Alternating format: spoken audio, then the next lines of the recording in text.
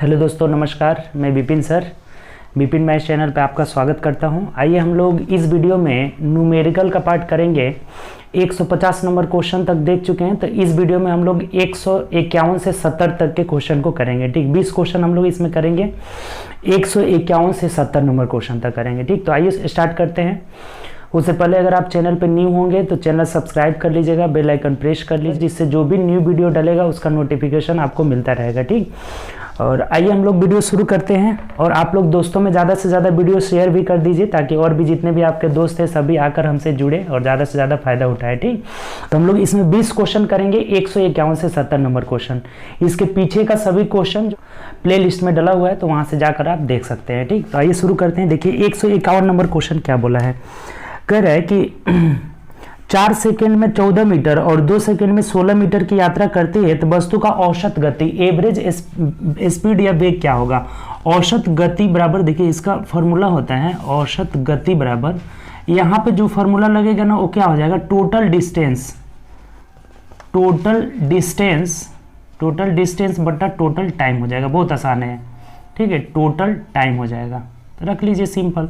Total distance कुल कितना दूरी तय करिए। 4 सेकेंड में 14 मीटर और 2 सेकेंड में 16 मीटर, यानी कि 14 प्लस 16 हो जाएगा। और टोटल का टाइम कितना लग रहा है, 4 सेकेंड और 2 सेकेंड, यानी 6 सेकेंड हो जाएगा। यहाँ 14 और 16 कितना हो जाएगा, 30/6 हो जाएगा। तो कटा दीजिए, 6 × 30, 5 मीटर पर सेकेंड जो हो जाएगा हम लोग का एवरेज स्पीड हो जाएगा। ठीक, एवरेज गति कहिए या स्पीड कहिए।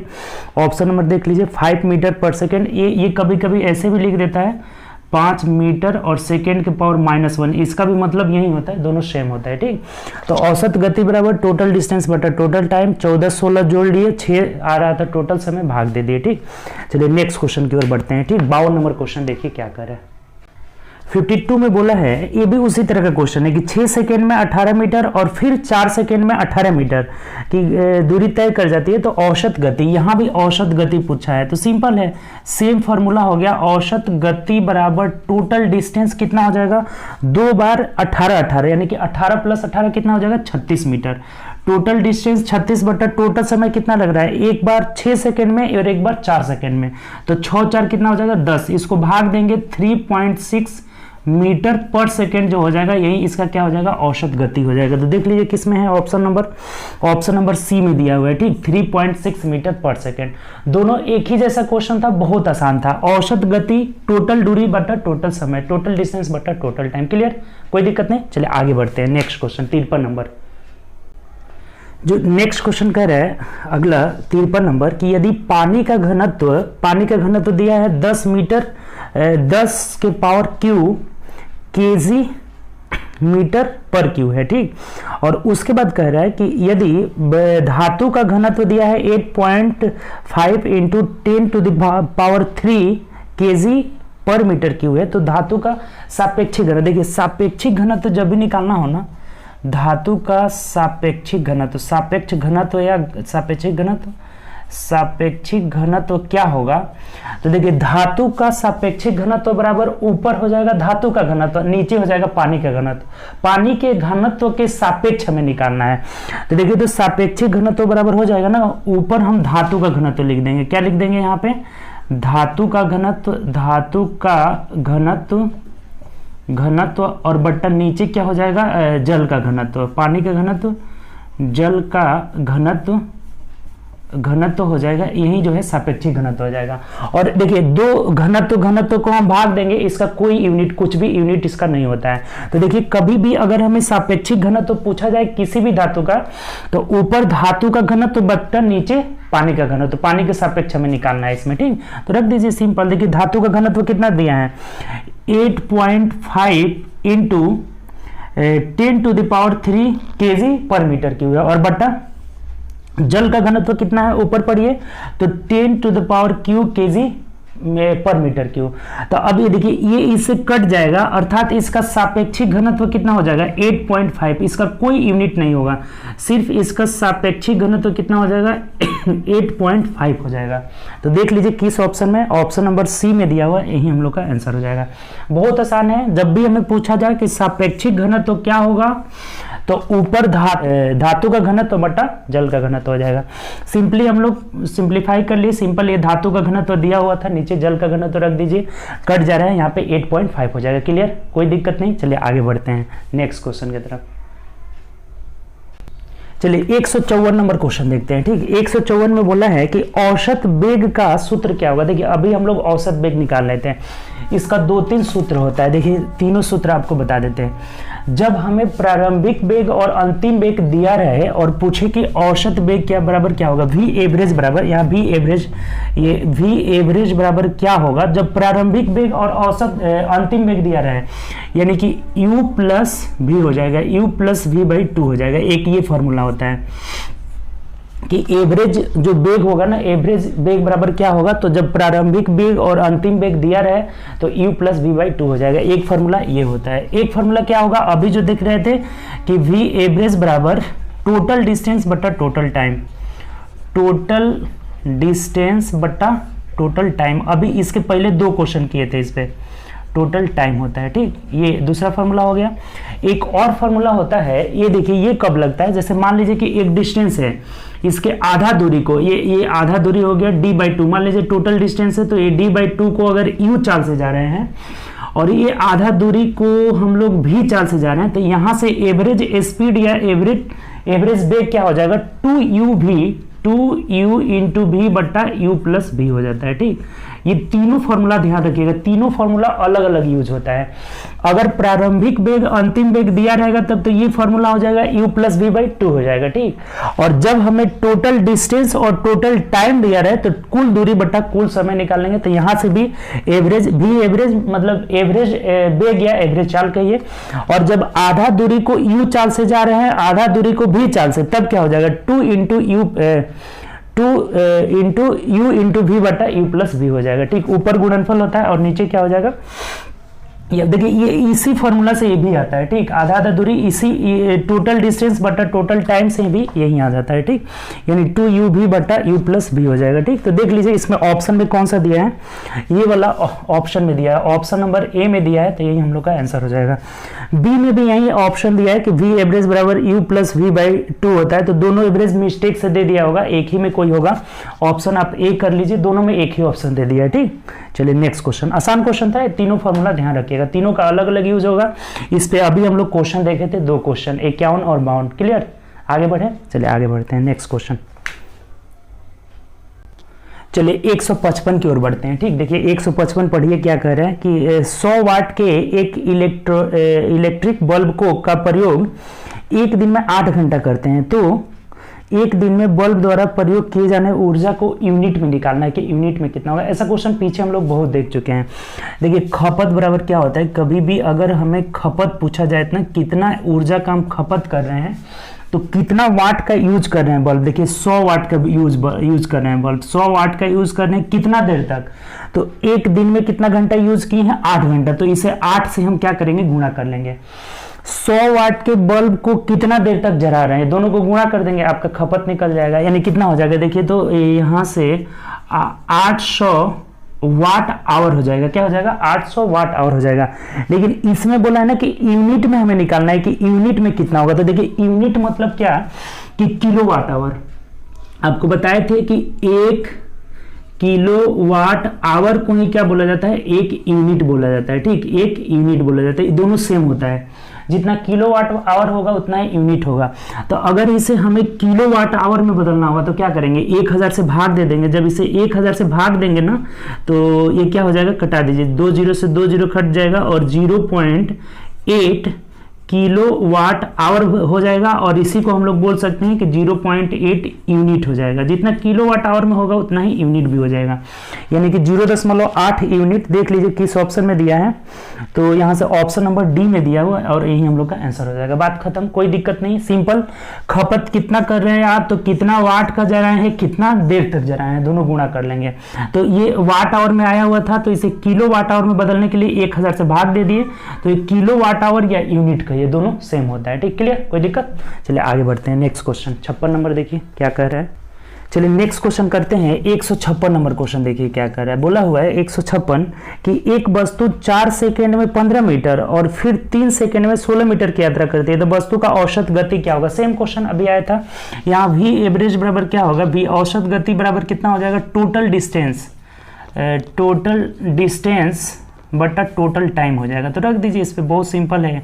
ऐसा अभी तक 2 क्वेश्चन हम लोग कर लिए। तो टोटल डिस्टेंस देखिए तो एक बार जा रहा है 15 मीटर और 16 मीटर, तो 15 और 16 जोड़ेंगे तो 31 हो जाएगा। 31 बट्टा टोटल टाइम कितना हो रहा है, 4 सेकेंड और 3 सेकेंड यानी कि 7 सेकेंड। तो भाग दे दीजिए, देखिए कितना आ रहा है, 7 चौक 28 हो जाएगा, 3 बचा, फिर 7 चौक 28, 29, 30, 2 बचा ना, 7 दूना 14, और फिर से एक बार भाग देंगे तो 7 8 56 हो जाएगा ना, 8 आ रहा है। और देखिए इसको 2 स्थान तक दिया है, तो ये 5 से ज़्यादा है ना, तो 1 मान के इसमें जोड़ देते हैं, 4.43 मीटर पर सेकेंड जो हो जाएगा हम लोग का आंसर हो जाएगा। ठीक, ये तो बात आपको पता होगा ना कि अगर 5 से ज़्यादा रहता है तो 1 मान के इसमें जोड़ देंगे, और 5 से कम रहेगा तो इसे छोड़ देंगे। ठीक, यानी कि इसको अगर हटाना हो हमें तो 1 मान के इसमें जोड़ देना होगा। तो 4.43 मीटर पर सेकेंड, यानी ऑप्शन नंबर सी में दिया हुआ है। देखिए सी में दिया है, यही आंसर हो जाएगा। क्लियर, कोई डाउट नहीं। चलिए आगे बढ़ते हैं नेक्स्ट क्वेश्चन की तरफ। 57,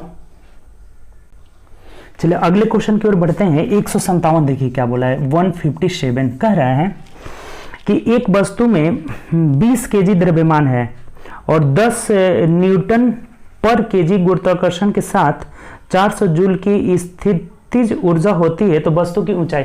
अच्छा, पोटेंशियल एनर्जी, स्थितिज ऊर्जा क्या बताए थे, potential energy PE equal to क्या होता है, mgh हो जाता है। कितना हो जाता है, mgh। तो इसमें रख दीजिए, आपको क्या कह दिया है, देखिए यहाँ से पोटेंशियल एनर्जी हमें दे दिया हुआ है, इसका मास दे दिया है, m कितना दिया है, 20 केजी। ये केजी में हमेशा रहता है, ये ध्यान रखना होगा। 20 केजी और द्रव्यमान इतना, गुरुत्वाकर्षण ये g का वैल्यू दिया है ना, g का वैल्यू कितना दिया है आपका, 10 केजी। 1 मिनट, गुरुत्वाकर्षण, हाँ यही हो गया, 10 जो है न्यूटन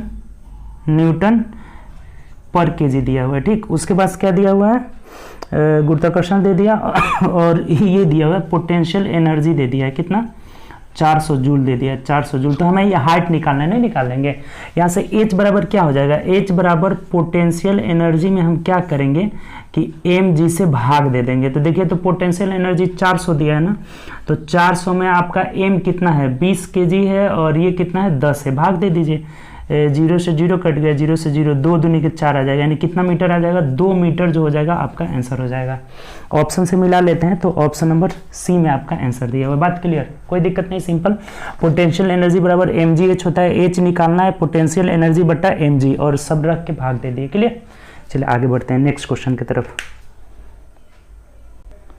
चलिए अगला क्वेश्चन देखिए, 158, 158 देखिए क्या बोला है। देखिए क्या पढ़िए, 1 किलोवाट आवर बराबर क्या होगा। और ये हमें पूछा ना, जूल में निकालना है कि 1 किलोवाट आवर मतलब ऊर्जा का, ये देखिए ये पूछा है ना कि 1 किलोवाट आवर बराबर कितना जूल होगा। ये कितना जूल में पूछ रहा है ना, जूल में हो पूछ रहा है। ठीक, देखिए बहुत सिंपल है, आपको बताए भी थे। अच्छा, एक बार हमेशा ध्यान रखिएगा कि देखिए W बराबर जूल बट्टा सेकेंड होता है, यानी कार्य बराबर क्या, यहाँ से W जो वाट को अगर चेंज करना होगा ना, तो जूल बट्टा सेकेंड में चेंज करेंगे। जैसे ये देखिए 1 है तो 1 लिख दिए, किलो के जगह हम 1000 ग्राम में कर देंगे, 1000 से गुणा कर देंगे। और वाट को अगर चेंज करना होगा तो इसके स्थान पर क्या देंगे, जूल बट्टा S। और ये घंटा है, घंटा, तो घंटा को हमें सेकंड में बदलना होगा। यहाँ सेकंड है तो यहाँ भी सेकंड, यानी कि 3600, 60 गुणे 60 करेंगे तो कितना हो जाएगा, 3600 सेकंड हो जाएगा। तो ये देखिए ये सेकंड कट जाएगा, यानी यहाँ से डायरेक्ट आपका ये जूल में निकल जाएगा कि 36 पर कितना जीरो, 3 गो जीरो यहाँ और 2 गो जीरो यहाँ, यानी कि 36 लाख जूल हो जाएगा। और इसी को हम लोग इस फॉर्मेट में लिख देते हैं कि 3.6 गुणे 10 पर पावर 6 जूल लिख देते हैं। देखिए ये यहाँ से 2 2 4 2 6, यहाँ जब दशमलव लगाएंगे तो इधर 6 गो अंक छाट रहे हैं ना, तो 3.6 इंटू 10⁻6 जूल हो जाता है। तो मिला लीजिए किस ऑप्शन में है, ये निकालना आपको एक बार बताए भी थे, ऑप्शन नंबर बी में दिया है, यही हम लोग का आंसर हो जाएगा। ठीक, समझे कि नहीं। 1 की जगह 1 लिख दिए, किलो की जगह 1000, और वाट को कभी भी चेंज करना होगा, जूल बट्टा सेकेंड हो जाएगा। जूल बट्टा सेकेंड कर लिए, और घंटा को 3600 कर दिए, 60 गुणे 60 तो छह जाएगा 3600 हो गया। सेकेंड से सेकेंड खत्म हो गया, यानी कि 36 लाख जूल हो जाता है। इसको इस फॉर्मेट में लिखा जा सकता है, 36 का 3.6 हो जाएगा, और 1 2 3 4 5 6 को हटाने 10 पे पावर 6 हो जाएगा। क्लियर, कोई दिक्कत? तो यही हम लोग का आंसर हो जाएगा। इसको आप डायरेक्ट याद रखिएगा कि 1 किलोवाट आवर, अब बार बार निकालिएगा आपका टाइम लॉस होगा, ठीक। तो इसको डायरेक्ट फॉर्मूला के तौर पर याद रखिएगा, ये बहुत बार पूछा गया है कि 1 किलोवाट आवर बराबर 3.6 गुणे 10 पर पावर 6 है, तो याद रहेगा, सिंपल चीज है ये, ठीक। तो इसको याद रखना है। चलिए आगे बढ़ते हैं नेक्स्ट क्वेश्चन की तरफ। चलिए 159 देखिए, 159 पढ़िए क्या कर रहे हैं। बोला है कि यदि एक कार 3.2 मीटर पर सेकेंड के त्वरण से, यानी ए दे दिया हमें, ए त्वरण दिया कितना 3.2 मीटर पर सेकेंड स्क्वायर होता है, ठीक, के त्वरण के साथ चलना शुरू करती है, तो 20 सेकेंड के बाद कार का वेग क्या होगा? 20 सेकेंड बाद, यानी टाइम दे दिया है कितना 20 सेकेंड, और बोल रहा है ना कि 20 सेकेंड के बाद क्या होगा। अच्छा एक बात बताइए कि हम स्लो से चलना शुरू करते हैं तो हमारा प्रारंभिक वेग u कितना होता है? 0 मीटर पर सेकेंड। ये भी आपको बात पता होगा, ठीक, कि जब भी कोई वस्तु प्रारंभिक से चलना, मतलब शुरू स्टार्टिंग कर रही है, तो इसका u क्या हो जाएगा? जो प्रारंभिक वेग 0 होता है, ठीक। अब यहां से हमें v पूछ रहा है, v बराबर क्या होगा? अंतिम वेग पूछ रहा है, तो नहीं निकाल लेंगे। क्या फॉर्मूला होता है? इन चारों को यूज करिएगा, तो v बराबर u प्लस at, आपको फॉर्मूला सब बताए थे फर्स्ट वीडियो में। v बराबर u प्लस at होता है। अब आसानी से कर लीजिए, देखिए ये v अंतिम वेग पूछ रहा है, तो v बराबर देखिए u क्या होगा? 0 प्लस a की जगह देखिए तो 3.2 हमें रख लेना है, और समय कितना है? 20 सेकेंड है। इसको जब हटाएंगे ना तो ये 0 कट जाएगा, यानी कितना हो जाएगा? ये 0 का तो कोई वैल्यू नहीं है, जोड़ेंगे तो 32 दूना 64 मीटर पर सेकेंड जो हो जाएगा, ये अंतिम वेग हो जाएगा, बाद वाला वेग अंतिम स्पीड हो जाएगा, जो कि ऑप्शन में देख लीजिए किसमें है, तो ए में दिया है 64 मीटर पर सेकेंड। बात क्लियर?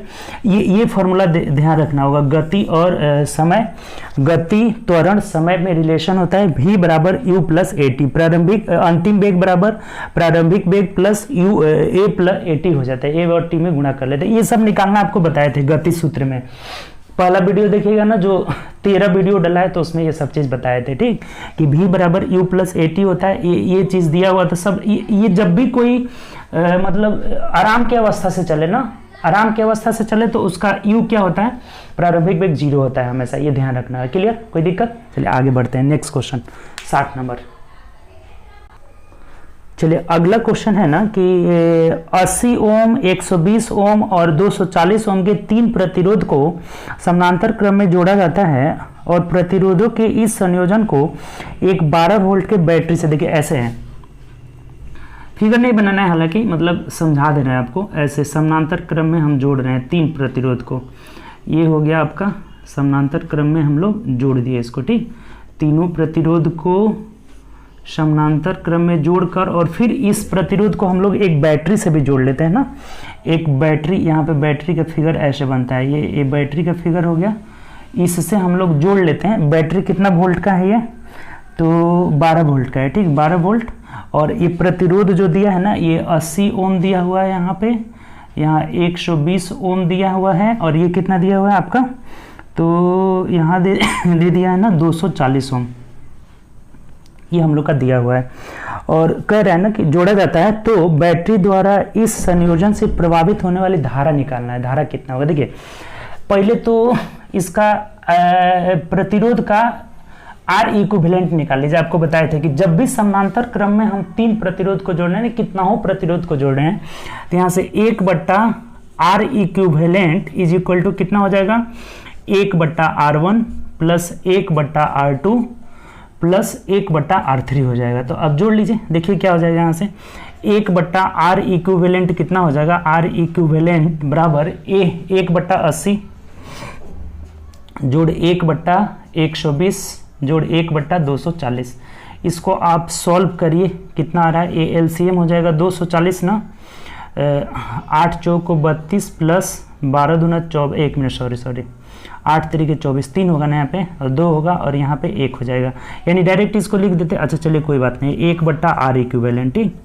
अब यहाँ से क्या हो जाएगा? R इक्विवेलेंट जब ऊपर ले जाते हैं ना, तो R इक्विवेलेंट बराबर 240/3 2 5 1 6, यानी 6 हो जाएगा ना, 3 2 5 1 6। तो 6 चौको 24 यानी कि 40 ओम आ जा रहा है। कितना आ जा रहा है? 40 ओम आ जा रहा है। ये आ गया हम लोग का आर इक्विवेलेंट, ये पहले निकालना होगा। अब एक फॉर्मूला क्या होता है, V बराबर आई आर, ये भी पढ़े होंगे, इधर बना देते हैं। देखिए ये तो हम लोग निकाल लिए। अब V बराबर क्या होता है, आई आर, तो हमें I निकालना है, तो I बराबर क्या हो जाएगा, V बाई आर हो जाएगा। तो देखिए कितना वोल्टेज है यहाँ पे 12, और बट्टा कितना आप आर इक्विवेलेंट निकाले हैं 40, तो 4 से भाग दे दीजिए, यानी ये 10 हो जाएगा, ये 3 बट में कटेगा, 0.3 एम्पियर की धारा प्रवाहित होगी। यानी 0.3 एम्पियर देखिए किस ऑप्शन में दिया है, ऑप्शन नंबर डी में दिया है, ये हम लोग का आंसर हो जाएगा। उम्मीद करते हैं बात समझ गए होंगे, अगर नहीं समझे ना तो एक बार और समझ लीजिए। देखिए तीनों को हम पैरेलल में जोड़ रहे हैं, ठीक, समानांतर क्रम में।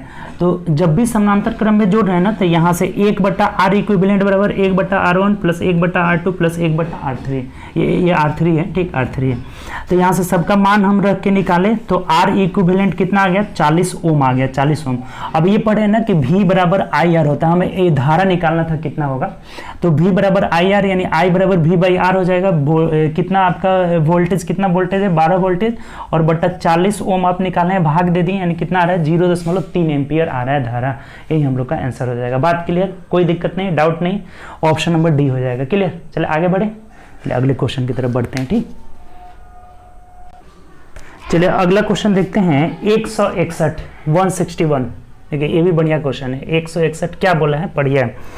बोला है कि 2 सेकेंड तक त्वरणशील एक कार 1 सेकेंड तक त्वरणशील उसी कार से डैश डैश गुनी अधिक दूरी तय करेगी। यानी कितना गुनी अधिक दूरी तय करेगी, दूरी की बात किया है। दोनों ही मामलों में कार विरामावस्था से चले, यानी कि विरामावस्था मतलब यू क्या होगा, 0 हो जाएगा। चलिए अभी बताए थे कि विरामावस्था मतलब यू 0 हो जाएगा। तो ध्यान दीजिए, आपको एक फॉर्मूला बताए होंगे ना कि एस बराबर U T plus half A T square, half A T square हो जाएगा। यही बात बताए थे, दूरी का फॉर्मूला यही बताए थे कि एस बराबर U T plus half A T square. तो यहाँ 2 कंडीशन की चर्चा किया गया है, फर्स्ट कंडीशन, सेकेंड कंडीशन। देखिए फर्स्ट कंडीशन में क्या है, यहाँ से तो बोला है कि 2 सेकेंड है ना, यहाँ टाइम जो दिया है ना 2 सेकेंड दिया हुआ है, 2 सेकेंड दिया हुआ है। और उसके बाद त्वरणशील एक कार, त्वरण ए है, सबका सेम है, वही है, 1 सेकेंड। और ये जो सेकेंड कंडीशन में दिया है ना कि टाइम 1 सेकेंड दिया है, 1 सेकेंड, और दोनों में विरामावस्था से है, तो इसमें भी u बराबर 0 हो जाएगा, और इसमें भी u बराबर क्या हो जाएगा, 0 मीटर पर सेकेंड हो जाएगा, और यहाँ भी 0 मीटर पर सेकेंड हो जाएगा। ये चीज़ क्लियर। तो अब रख दीजिए। तो पहला कंडीशन से पहले हम S1 निकालते हैं। तो S1 बराबर क्या हो जाएगा, यहाँ u t दोनों को गुणा करेंगे, u जब 0 है तो समय रख के 2 से गुणा करेंगे तो 0 ही हो जाएगा, प्लस 1/2, ए की जगह हम ए रखते हैं, सेम कार है तो ए दोनों में सेम ही रखेंगे, ठीक।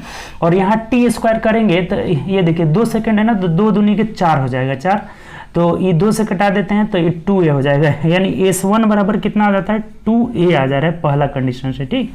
अब ये दूसरा कंडीशन को रखिए S2, तो S2 बराबर ई तो 0 ही होगा ना, क्योंकि इसमें भी आराम अवस्था से यानी कि यू 0 ही है।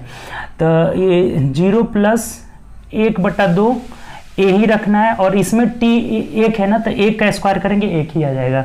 यानी यहाँ से S2 बराबर कितना हो जा रहा है, S2 बराबर a/2 हो जा रहा है, a/2। तो ये दूसरा कंडीशन है। तो ये कितना गुनी अधिक दूरी तय करेगी ना, बोला है कि 2 सेकेंड तक त्वरित, इसका ये कितना गुना है यही पूछा है। तो ये देखिए, तो ये a/2 का कितना गुना है, 2a जो है a/2 का कितना गुना है, तो ये 4 से गुणा करने पे ही ना आएगा, इसमें जब 4 से गुणा करेंगे तो यही आएगा। इसका मतलब इसका ये कितना गुना है, 4 गुना है, 4 गुना है, तो यही हम लोग का आंसर हो जाएगा, यानी कि 4 गुना दूरी तय करेगी। जब इसका t 2 सेकेंड होगा तो 4 गुना दूरी तय करेगी। बात क्लियर, क्योंकि यहाँ से ए स्क्वायर हो जा रहा है, तो स्क्वायर होने पे ये 2a आ जा रहा है, और ये 1/2a आ रहा है, तो इसका ये कितना गुना है, 4 गुना है। बात क्लियर, कोई दिक्कत। देखिए फिर से समझ लीजिए इस बात को, अच्छा क्वेश्चन है। कह रहे हैं ना हमें 2 सेकेंड, और वही कार जो है 1 सेकेंड आराम ही से चल रही है, आराम अवस्था से, तो यू क्या हो जाएगा, दोनों में 0 हो जाएगा। तो एस निकाले, इससे S1 बराबर ये 0 हो जाएगा, प्लस 1/2, यहाँ 2 दूनी के 4 हो जाएगा, क्योंकि 2 है, तो यहाँ आ जा रहा है 2a आ जा रहा है, और S2 निकालना है तो a/2 आ रहा है, तो ये इसका कितना गुना है, 4 गुना है, इसमें 4 से गुना करेंगे तब ये प्राप्त होगा, यानी कि ये इसका 4 गुना है। तो आंसर हम लोग का क्या हो जाएगा, 4 गुना। ऑप्शन नंबर किस में है, सी में है। बात क्लियर, कोई दिक्कत नहीं, आसान क्वेश्चन था। ठीक, चलिए आगे बढ़ते हैं। Next question 62 number. चलिए अगला क्वेश्चन 162, 162 पढ़िए क्या कर रहा है। 162 बोला है, किसी आइसोमेट्रिक भुज का उपयोग करते समय आप अपने आरेख को 3 अक्षों पर रेखांकित करते हैं तो एक दूसरे से कितने डिग्री पे होंगे। देखिए 3 अक्ष पे, जैसे मान लीजिए कि ये टोटल कितना डिग्री का हो गया, 360 डिग्री का हो जाता है। पूरा कोण कितना बनता है, 360। जब 3 अक्ष में इसको बांटेंगे ना, 3 अक्षों में, ऐसे 3 अक्ष में बांटेंगे तो कितना कितना डिग्री में बढ़ जाएगा। 360 को आप 3 से भाग दे दीजिए, यानी कितना कितना हो जाएगा, 120 डिग्री के में बढ़ जाएगा। 120 डिग्री ए भी हो जाएगा, 120 डिग्री ए भी हो जाएगा, और ये भी कितना हो जाएगा, 120 डिग्री। तो आंसर क्या हो जाएगा, ये ने पूछा था कि तो रेखांकित करते हैं तो एक दूसरे से कितने डिग्री पे होते हैं, 120 डिग्री पे होते हैं। ये हम लोग का आंसर हो जाएगा। बात समझ में आ गया होगा। 3 भाग में बांटते हैं तो 3 से भाग दे देंगे इसको, ठीक, तो 120 डिग्री हो जाएगा। ऑप्शन नंबर बी है। ठीक, 162 आसान है। चलिए 63 में चलते हैं। 163 देखिए क्या बोला है, पढ़िए कि 12 वोल्ट बैटरी को 5 ओम प्रतिरोध के साथ समानांतर क्रम में जोड़ा जाता है, तो इस बैटरी द्वारा धारा में तो कोई समानांतर क्रम जोड़िए या श्रेणी क्रम में V बराबर क्या होता है, IR हो जाता है। तो हमें यहाँ से I पूछा है, I बराबर क्या हो जाएगा, V/R हो जाएगा। तो देखिए यहाँ रख लीजिए कितना 12 वोल्ट है और ये कितना प्रतिरोध 5 है, तो भाग दे दीजिए, 5 दूना 10 और ये 5 चौको 20 हो जाएगा। 2.4 एम्पियर का धारा बहेगा, 2.4 एम्पियर, यानी ऑप्शन नंबर देखते हैं तो ऑप्शन नंबर डी में हो जाएगा। ठीक, तो ये क्वेश्चन बहुत आ गया है इस पे, V बराबर IR पे। ठीक, चलिए आगे बढ़ते हैं। Next question 64 number. चलिए 164 नंबर की ओर बढ़िए। 164 क्या बोला है, कह रहा है कि 100 ग्राम वजन की गेंद 70 मीटर ऊंचे भवन के शीर्ष पर रखी गई है, तो गेंद की स्थितिज ऊर्जा, पोटेंशियल एनर्जी अभी पढ़े थे, potential energy is equal to mgh होता है। सब कुछ दिया हुआ है। वजन देखिए, वजन यहाँ जो m दिया है ना, 100 ग्राम, कितना दिया है, 100 ग्राम दिया है। अब देखिए इसको केजी में बदलेंगे ना, बोले थे कि वजन हमेशा केजी में रहता है, तो इसको केजी में बदलिएगा, यानी 1000 से भाग दे दीजिएगा, तो 2 0 से 2 यानी 1/10 केजी हो जाएगा। कितना हो जाएगा, 1/10 केजी। और क्या दिया है, ऊंचाई, हाइट दिया हुआ है कितना, 70 मीटर। ये तो मीटर में रहता है, इसमें कोई टेंशन नहीं है। ठीक है, वैल्यू दे दिया है यहाँ से। जी का वैल्यू क्या लेना है, देखिए दिया हुआ है 10 मीटर पर सेकेंड स्क्वायर लेना है, तो सब कुछ दिया है, रख दीजिए, यहाँ से निकल जाएगा आराम से। बहुत सिंपल हो गया। हमें पोटेंशियल एनर्जी पूछा हुआ था, m का वैल्यू 1/10 है, g का मान क्या दिया है यहाँ से, 10 मीटर पर सेकेंड स्क्वायर, h 70 है, 10 से 10 कट जाएगा, यहाँ से कितना हो जाएगा आपका, 70 जो है जूल हो जाएगा। ठीक, पोटेंशियल एनर्जी पूछ रहा था, कितना हो जाएगा, 70 जूल। तो ऑप्शन से मिला लीजिए, ऑप्शन नंबर बी में जो दिया है यही हम लोग का आंसर हो जाएगा। बात क्लियर, बहुत आसान क्वेश्चन था, ये सब दिया हुआ था। अब एक चीज यहाँ ये ध्यान रखना होगा ना कि ये ग्राम में दिया हुआ था, तो इसको हमें केजी में बदल लेना होगा। बात क्लियर, कोई दिक्कत नहीं, आसान क्वेश्चन था। ठीक, चलिए आगे बढ़ते हैं। 165 नंबर देखिए, 165 में आते हैं। क्या बोला है कि चंद्रमा पर गुरुत्वीय त्वरण पृथ्वी पर का गुरुत्वीय त्वरण का 1/6 है। ठीक, तो पृथ्वी पर अगर 12 न्यूटन का भार है तो चंद्रमा पर भार, देखिए क्या हो जाएगा, यहाँ जो वेट होता है ना, वेट यहाँ पे मून पे जो वेट होता है ना, मून पे जो वेट होता है ना, वो 1/6 ऑफ किसका, अर्थ पर, अर्थ का वेट, अर्थ पर जो वेट होता है किसी भी वस्तु का, जो मून पर वेट होगा ना भार, वो 1/6 हो जाएगा अर्थ पर भार का। ठीक, तो ये मून पे पूछ रहा है ना, 1/6 गुणे यहाँ पे अर्थ पे कितना है, देखिए 12 न्यूटन है, पृथ्वी पे उसका भार है 12 न्यूटन, तो कर लेंगे 6 दूना 12, यानी कि 2 न्यूटन जो हो जाएगा ना मून पे हो जाएगा। अगर 12 न्यूटन यहाँ है तो 6 से 1/6 से गुणा कर लेंगे, 2 न्यूटन जो हो जाएगा मून पे हो जाएगा। तो देख लीजिए ऑप्शन में क्या हो जाएगा, ऑप्शन नंबर ए हो जाएगा। ठीक, तो ये सिंपल था यहाँ से कि जो मून पे भार होता है वो 1/6 ऑफ अर्थ का होता है। ठीक, अर्थ में क्या करेंगे, 1/6 से गुणा कर देंगे तो ये मून पर का भार निकल जाएगा 2 न्यूटन। क्लियर, कोई दिक्कत नहीं। चलिए अगले क्वेश्चन की तरफ बढ़ते हैं। 166 नंबर। चलिए अगला क्वेश्चन को हम लोग थोड़ा समझते हैं। क्वेश्चन नंबर 166 166, ये बढ़िया क्वेश्चन है, ठीक। पर ये क्या कह रहा है कि 50.2 वाट पर मीटर केल्विन, ये मीटर केल्विन है, ठीक। 50.2 वाट पर मीटर केल्विन की ऊष्मा चालकता वाली स्टील की छड़ की अनुप्रस्थ काट का क्षेत्रफल 0.02 मीटर स्क्वायर है और लंबाई जो है 15 मीटर है। यदि छड़ के दोनों सिरों के बीच टेम्परेचर दिया है 300 डिग्री सेंटीग्रेड का तापमान बनाए रखता है, तो छड़ में होने वाली ऊष्मा का प्रवाह की दर क्या होगा? ऊष्मा के प्रवाह की दर पूछ रहा है। देखिए इसके लिए एक फार्मूला ही है, ये ध्यान रखिएगा, बहुत इंपॉर्टेंट फार्मूला है कि ऊष्मा चालकता के बराबर क्या होता है। देखिए ऊष्मा चालकता के बराबर Q इंटू डी बटा ए इंटू डेल्टा टी होता है, ठीक। क्या होता है? Q इंटू डी बटा ए इंटू डेल्टा टी होता है, ए डेल्टा टी, क्यू डी बटा ए डेल्टा टी। इसको क्या पढ़ेंगे कि K बराबर क्यू डी बटा ए डेल्टा टी होता है। अब इसमें क्या क्या है, ये तो कोई टेंशन नहीं है ना, ये ऊष्मा चालकता है, थर्मल कंडक्टिविटी है, ठीक। के क्या है? थर्मल कंडक्टिविटी है, यानी कि ऊष्मा चालकता है। अब यहाँ क्यू देखिए, क्यू क्या है? तो अमाउंट ऑफ हीट ट्रांसफर, यानी जो दर, ये जो निकालना है हमें, क्यू का वैल्यू निकालना है कि ऊष्मा प्रवाहित होने की दर क्या होगी। देखिए ऊष्मा प्रवाह की दर क्या होगी, यहाँ से हमें इसी को निकालना है, क्यू को निकालना है कि अमाउंट ऑफ हीट ट्रांसफर, कितना जो है हीट ट्रांसफर हो रहा है, यही हमें निकालना है, उसका दर निकालना है। और देखिए ये distance between two isothermal plane हो जाता है। ये जो डी है ना, दोनों के बीच की दूरी जो इसमें दिया हुआ है 15 मीटर, वो हो जाएगा, ठीक। और ए बराबर एरिया ऑफ द सरफेस हो जाएगा। और ये डेल्टा टी क्या होगा कि टेम्परेचर में कितना का डिफरेंस हो रहा है। तो ये सब कुछ इसमें दिया हुआ है। देखिए यहाँ लिख देते हैं ना क्या क्या, यहीं पे लिख देते हैं बगल में। ये के हमें दिया हुआ है, कितना दिया हुआ है? 50.2, थोड़ा सा इधर लिख देते हैं, 50.2 ये केल्विन वाट पर, यहाँ से के का वैल्यू दिया है ना, ऊष्मा चालकता दिया है, वाट पर क्या दिया है आपका? मीटर केल्विन दिया हुआ है, ये दिया हुआ है। और क्यू हमें निकालना है, ये निकालना है, पता नहीं है, ठीक। ये निकालना है। डिस्टेंस बिटवीन टू प्लेस का देखिए कितना दिया, 15 सेंटीमीटर दिया हुआ है। अब देखिए ये थोड़ा सा ध्यान रखिए, ये हमें 15 सेंटीमीटर में दिया हुआ है, तो इसको मीटर में बदल लेंगे ना, तो मीटर में बदलेंगे तो क्या हो जाएगा? 0.015 मीटर हो जाएगा। हमेशा ये मीटर में होना चाहिए डिस्टेंस, ठीक। एरिया किस में दिया है? मीटर में दिया है। यहाँ कोई टेंशन नहीं है, कितना दिया है? 0.02 मीटर स्क्वायर जो है एरिया दिया हुआ है। और ये डिफरेंस, टेम्परेचर का डिफरेंस कितना दिया है? 300 डिग्री सेंटीग्रेड दिया। ये सब कुछ दिया हुआ है। हमें क्यों निकालना है ना कि किस दर से ऊष्मा जो है ट्रांसफर हो रहा है, यानी कि जो ऊष्मा के प्रवाह का दर यहाँ क्यों निकालना है। देखिए तो क्या फॉर्मूला बन जाएगा अगर क्यों निकालना होगा, तो क्यू बराबर इधर गुणा हो जाएगा के इंटू ए इंटू डेल्टा टी, के ए डेल्टा टी बट्टा क्या हो जाएगा? यहाँ से डी हो जाएगा, ही ना हो जाएगा, डी से भाग लग जाएगा। ये क्यू निकालना है हमें, तो क्यू बराबर के ए डेल्टा टी बट्टा डी हो जाएगा, ठीक। अब रख दीजिए, सिंपल, कुछ है ही नहीं इसमें। के का वैल्यू कितना है? के थर्मल कंडक्टिविटी कितना है यहाँ से? 50.2 है, और गुणे एरिया कितना है? देखिए एरिया है 0.02 है, और गुणे डेल्टा टी, ये इसको ऐसे घेर देते हैं, डेल्टा टी यानी 300 डिग्री है, 300 डिग्री सेंटीग्रेड बट्टा।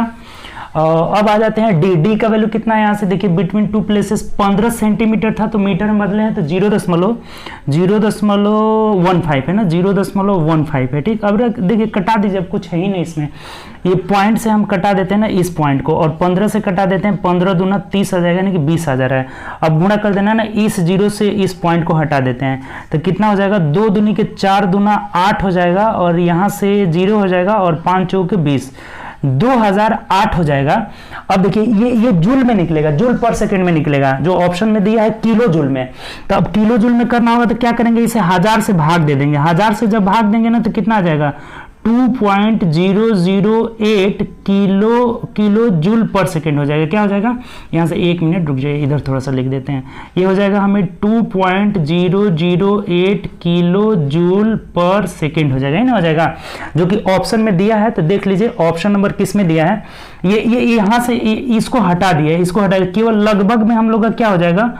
2.0 किलो जूल पर सेकेंड हो जाएगा, यही हम लोग का आंसर हो जाएगा। सब कुछ दिख रहा है ना आपको? क्लियर? देखिए इसको इधर लिख देते हैं थोड़ा सा, ये लगभग में हो जाएगा ना, आंसर हम लोग का यहाँ लिख देते हैं, क्या हो जाएगा 2.0 किलो जूल पर सेकेंड हो जाएगा, ये हम लोग का आंसर हो जाएगा। ठीक, ऑप्शन नंबर किस में दिया है ये चीज, ऑप्शन नंबर सी में दिया है। बहुत अच्छा क्वेश्चन है, एक बार और समझ जाइए। ठीक, ये बढ़िया क्वेश्चन है, ये फॉर्मूला, ये रिलेशन याद रहेगा ना तभी आपसे बनेगा।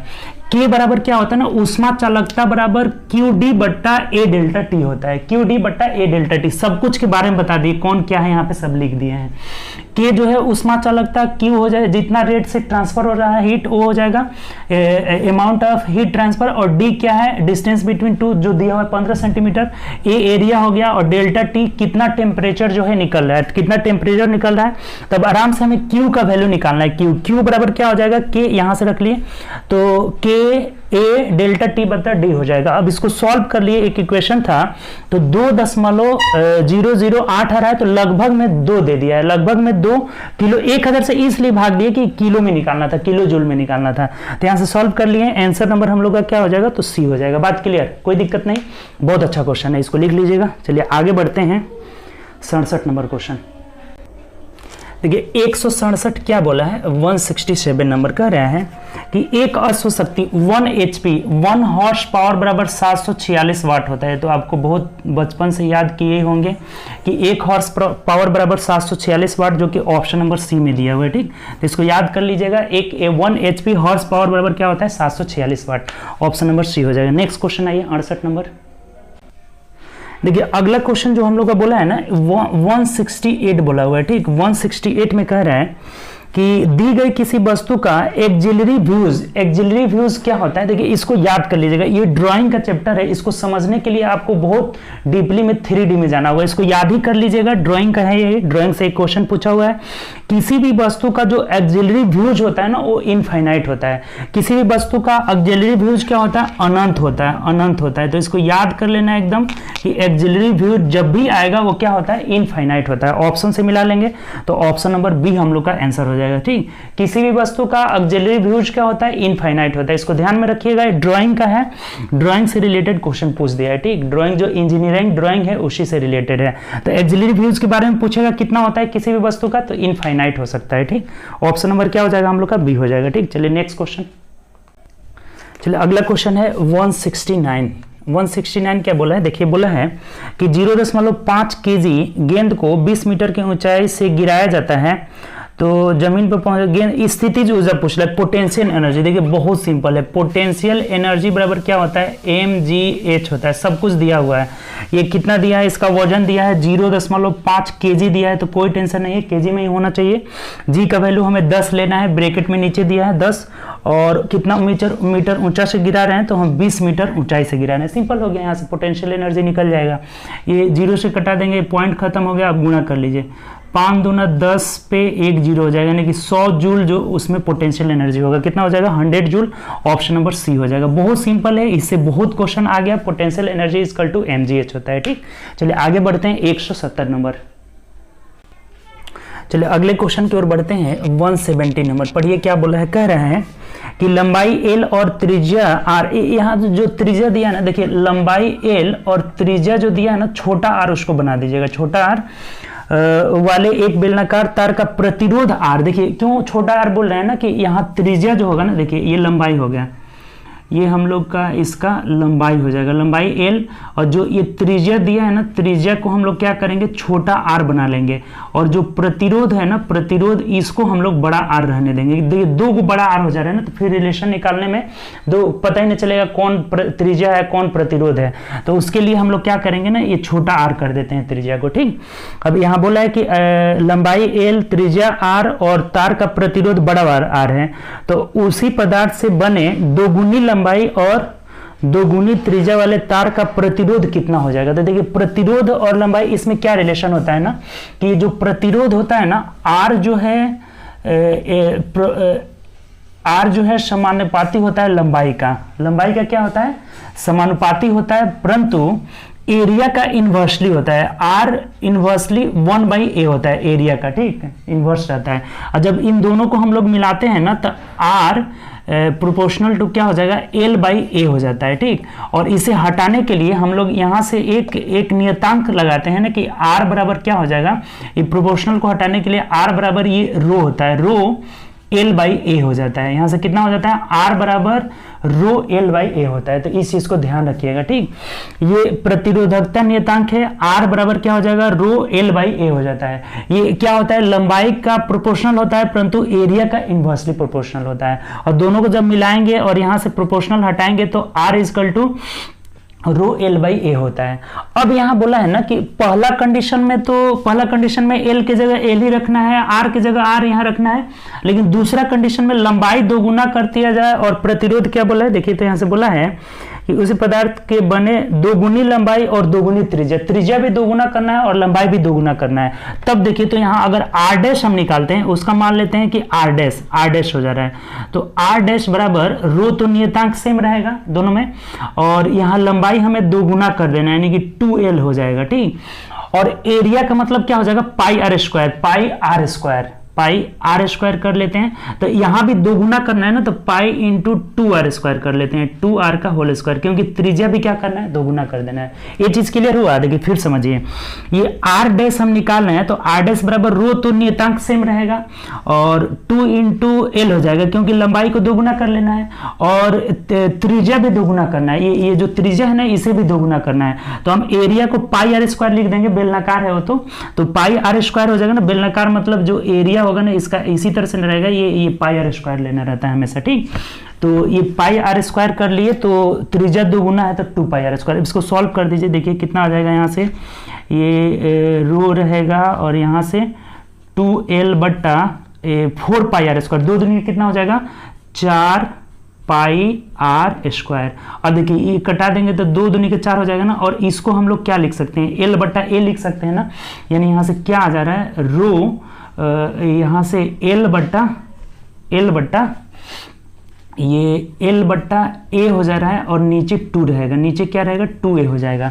अब इस चीज को L बट्टा A को हम लोग क्या लिख देंगे, R लिख देंगे। यहाँ पे रो की जगह रो ही रख देने देंगे और यहाँ पे क्या लिख देंगे, R लिख देंगे इसको, यानी क्या हो जाएगा, इधर हम रिलेशन लिख देते हैं। R डैश बराबर क्या हो जाएगा, R डैश बराबर रो को भी हटा देते हैं, ये देखिए इसको डायरेक्ट पूरा हटा देते हैं, ये रो L/R और नीचे हम लोग का एक 2 बचा हुआ है, ठीक। तो इस तीनों के लिए हम क्या लिख सकते हैं ना, R लिख सकते हैं, यानी कि R/2 हम लोग का यहाँ से रिलेशन आ जाएगा। जो इसका जो प्रतिरोध होगा वो कितना हो जाएगा, इसका आधा हो जाएगा। यानी देख लीजिए कौन सा ऑप्शन है, ऑप्शन नंबर हम लोग का R/2 यानी कि D हो जाएगा, ठीक। इस बात को समझे कि नहीं समझे तो एक बार और समझ लीजिए, बहुत अच्छा क्वेश्चन है ये भी। R/2 ऑप्शन नंबर D हो जाएगा। फिर से एक बार देखिए क्या होता है ना कि प्रतिरोध लंबाई का प्रोपोर्शनल होता है परंतु एरिया का इन्वर्सली होता है। दोनों को मिलाएंगे तो यहाँ रो नियतांक से हटा देते हैं प्रोपोर्शनल को, तो R इक्वल टू L/A हो जाता है। अब बोला है कि यहाँ लंबाई दो गुना करना है और त्रिज्या भी दो गुना करना है, तो लंबाई दो गुना करेंगे तो 2L, ये रो का रो ही रह जाएगा 2L, और त्रिज्या जब दो गुना करेंगे ना एरिया के लिए हम पाई आर स्क्वायर लिख दिए, तो दो गुना यानी कि 4 पाई, इसको कटा दिए, 2 दूनी के 4। अब देखिए यहाँ से हम लोग रो L बट्टा A को हम लोग क्या लिख सकते हैं, रो L बट्टा A को R लिख सकते हैं, तो R/2 हो जाएगा ना। यानी यहाँ से क्या निकल जा रहा है, R डैश बराबर R/2, यानी कि जो प्रतिरोध होगा ना नया वाला, वो पुराना वाले प्रतिरोध का कितना हो जाएगा, आधा हो जाएगा। तो ये ऑप्शन में भी दिया है, ऑप्शन नंबर D में दिया है, तो यही हम लोग का आंसर हो जाएगा, ठीक। तो चलिए हम लोग 20 क्वेश्चन का टारगेट था, हम लोग 20 क्वेश्चन कंप्लीट किए, 151 से 170 नंबर क्वेश्चन तक कंप्लीट किए। फिर हम लोग अगले वीडियो में देखेंगे इससे आगे 70 से 90 20 क्वेश्चन हम लोग पर डे करेंगे, ठीक। तो चलिए उम्मीद करते हैं अच्छा लगा होगा सेशन। आप ज्यादा से ज्यादा दोस्तों में शेयर करिए वीडियो को, ताकि और व्यूज बढ़े और भी हम वीडियो आपके लिए डेली प्रोवाइड करें, ठीक। तो चलिए ओके बाय, अपना ख्याल रखें और प्रैक्टिस करें ज्यादा से ज्यादा।